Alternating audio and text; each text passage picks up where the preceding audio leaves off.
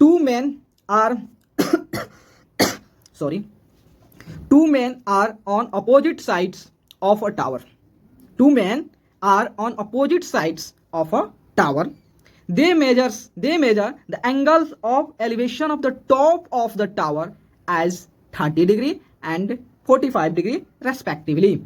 If the height of the tower is 50 meters, if the height of the tower is 50 meters, find the distance between two men. देखिए question समझिए, question कह रहा है कि एक tower है और उस टावर की जो हाइट है 50 मीटर है और उस टावर 50 मीटर हाइट वाले जो टावर है उसके आइदर साइड दो आदमी खड़े हैं, ठीक है, राम बाबू एंड श्याम बाबू, ठीक है।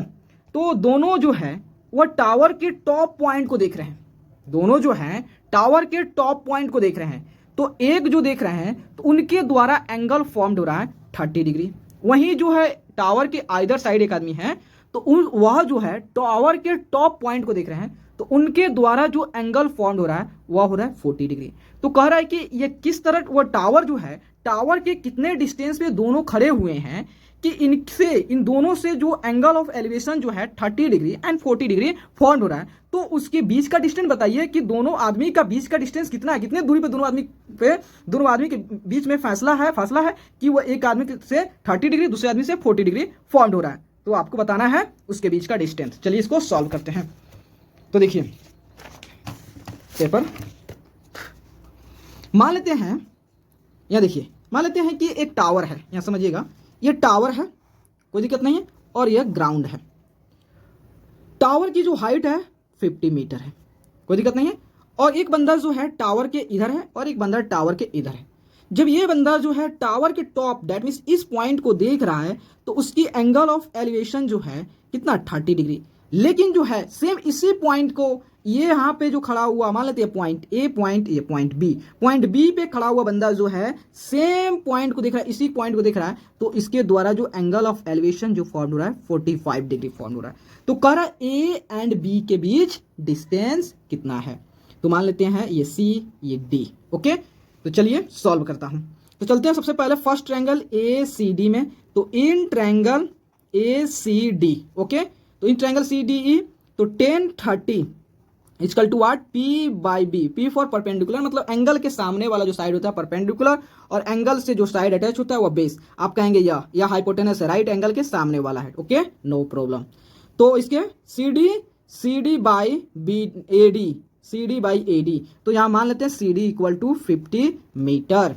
10 30 का वैल्यू होता है √3, C D is what 50 and A D write down A D.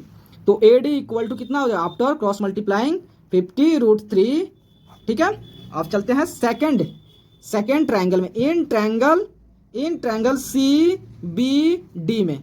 तो 10 45 equal to P by B, P for perpendicular and B for base. तो परपेंडिकुलर दैट मीन्स जो आपका क्या हो जाएगा सेम सी डी बाई, अब बेस कौन सा हो जाएगा बी डी, तो B D, okay. 10 45 value 1, C D is what 50 and B D write down same as it is, okay. Then after cross multiplying B D equal to 50 metres, okay no problems. अब हमें find out क्या करना है, हमें find out करना है A B. तो A B equal to what, A B is equal to sum of the A D plus B D. यहां देखिए A B equal to A D plus B D या D B both are same. Then A D कितना है 50 √3 and B D is 50 दोनों में common है, इसको बाहर करते हैं तो √3 + 1 after putting the value of √3 कितना होता है 1.732 + 1 देन 50 into 2.732। तो after multiplying the result is what, result is 136.6 metre, ठीक है।